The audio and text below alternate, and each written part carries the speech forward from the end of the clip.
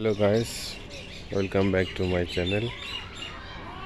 তো আজকে আপনাদের সামনে আমরা নিয়ে আসি আমাদের ছোট একটা নার্সারি। সেই নার্সারির কিছু ফুলের গাছ টবে বসানো হয়েছে। সেই গাছগুলো আপনাদের আজকে এই যে দেখুন, জবা গাছে ফুল ফুটে গেছে।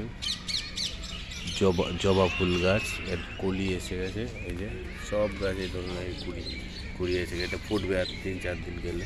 দেখুন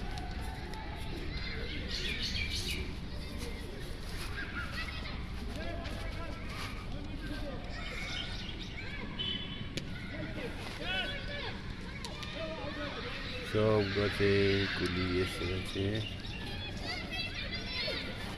কুলি আর ফুল ফুটবে।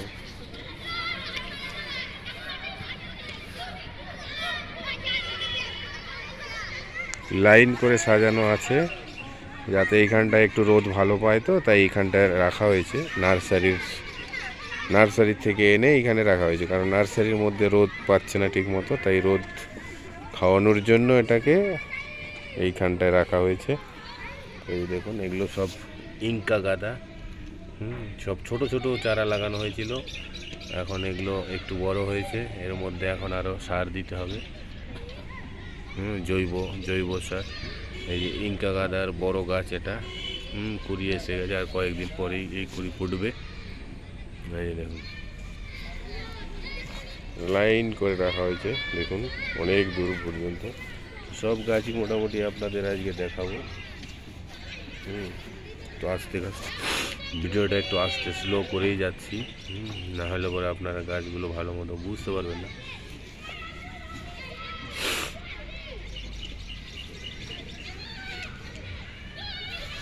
ইনকা গাঁদা, চন্দ্রমল্লিকা, ডালিয়া সব গাছই লাগানো। এটাও জবা, এই জবা জবা জবা।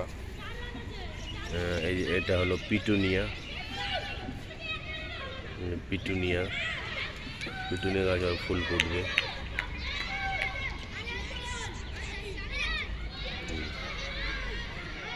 দেখুন, সবার ভালো লাগবে।